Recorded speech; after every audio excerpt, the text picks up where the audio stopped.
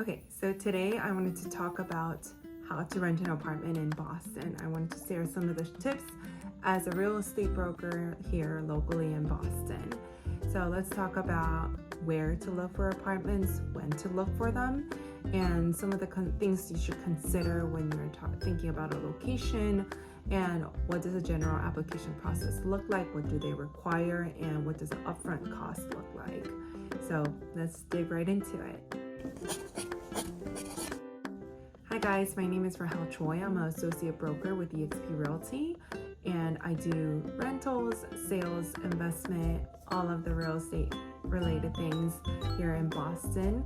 And we do a lot of things differently from other cities in the States. Just wanted to share some of the tips I have as a real estate agent. Where do you look for properties? Where do you look for apartments?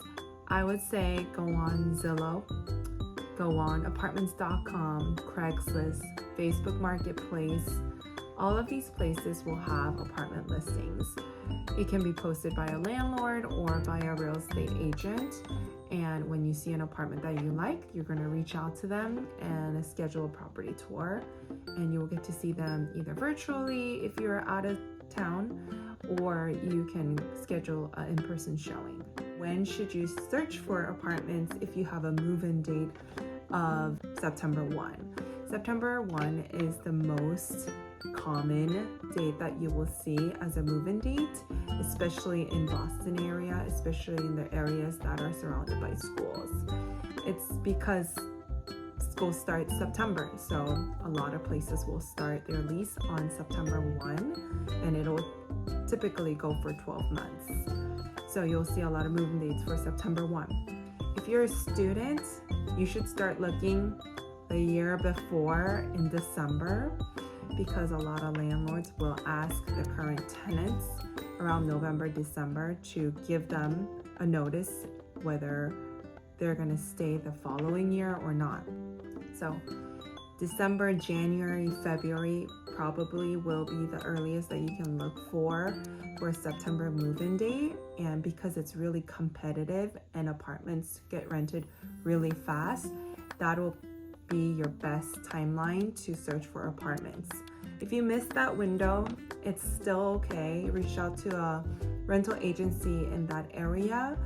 They might have listings that are still available. People still rent until the summer, but the earlier you start, the better for apartments near schools. As for apartments that are not near school or not student-based, you can search for those 30 to 60 days before your move-in date, because that's when the current tenants will give the landlord, give the management company notice. So that's when you should search for your apartment. What areas to live in? Things to consider when you are moving to a new place is, are you going to use a public transportation, or are you going to have a car? Do they have parking? What does a parking situation look like? They might have off-street parking, street parking. Is it free if it's street parking? Do you need a permit? How does that work? You should look into that. And also, if you think Boston is really expensive, they're out of your budget, then look along the T stations, T line, and try to move out of the city. Then your rent price will be a lot more affordable compared to Boston. It's still expensive, and you still won't get as much here in this area compared to probably where you're from, unless you're from, San Francisco or New York area. But it's still really expensive compared to different cities in the US.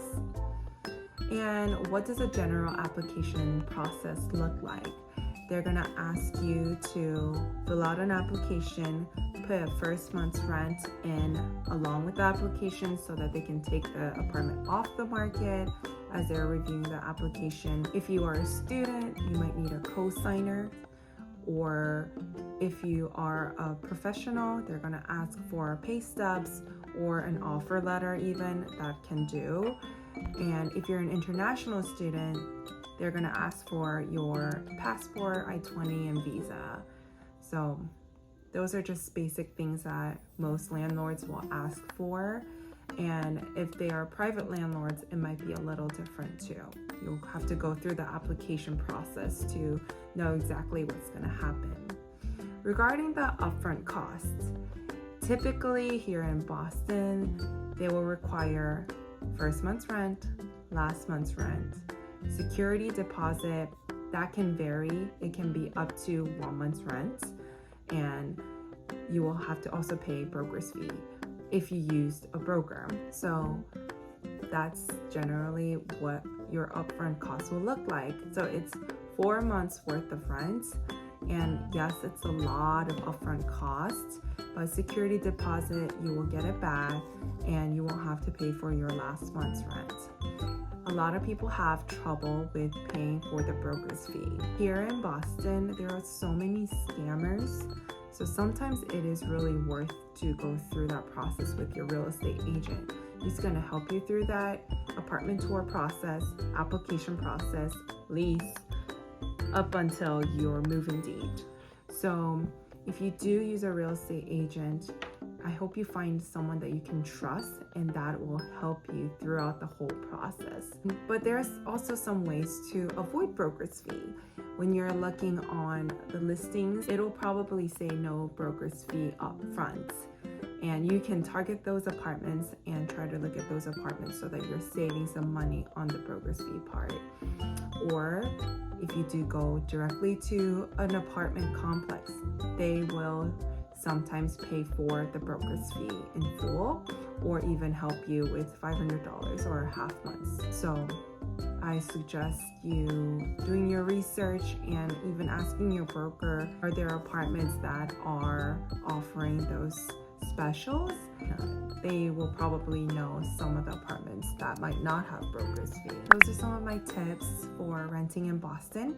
If you still have questions regarding real estate in Boston, just reach out to me. I'll be happy to talk to you about it.